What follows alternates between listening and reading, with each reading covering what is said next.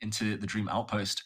The Black King not entirely safe if both sets of rooks remain on the board. But there Of is course, rook just d2 run. check and rook c2, no? Is that maybe Gukesh's idea? It runs into some knight takes e6 tactic. I'm not sure about it, but what otherwise is he relying on?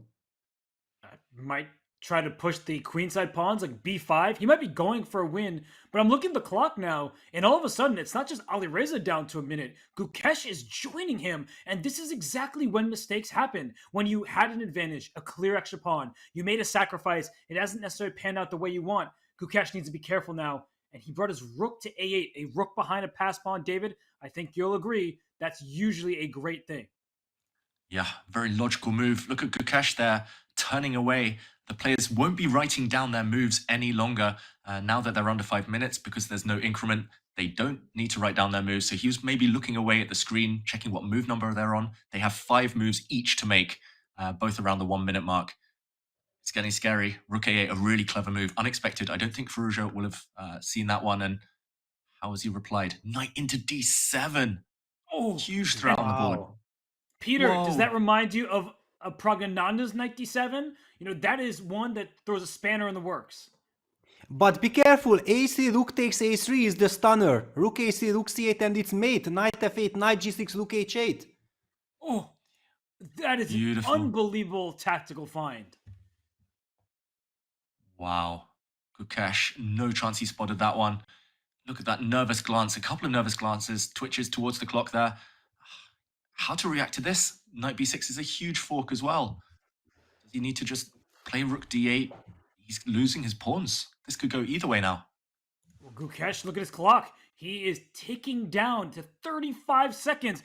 A3 is the move you want to play, but he's probably realized he can't get away with it. He's half at looking at the board, half looking at the clock. Peter, what's he going to do? Rook b5 maybe. Wow. King h7. Oh, but you could see he's nervous. He looks behind him. He looked at his opponent. He's looking down. The engine loves it for white. And David, it was your idea from earlier. Rook f3. Go for the f7 pawn and go for the Black King. Both sides have 20 seconds now to make 4 moves each. Physically tough. He plays rook f3, the key move. He's going for checkmate against the Black King here. Under 20 seconds for Gukesh. They're literally going to have to make moves in seconds now. 12 seconds.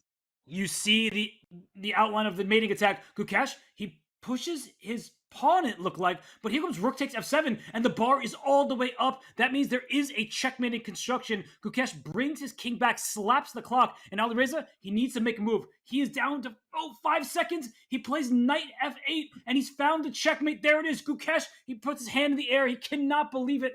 Alireza Firouzja has landed a checkmate. Game over. Handshakes. Alireza himself can't believe it, but pure devastation on the face for Gukesh, and you have to feel for him. He's a teenager. This is his first candidacy. He had a shot at the clear lead halfway through. My heart truly breaks for him. Peter, you work with Vincent Keimer, a teenager. It just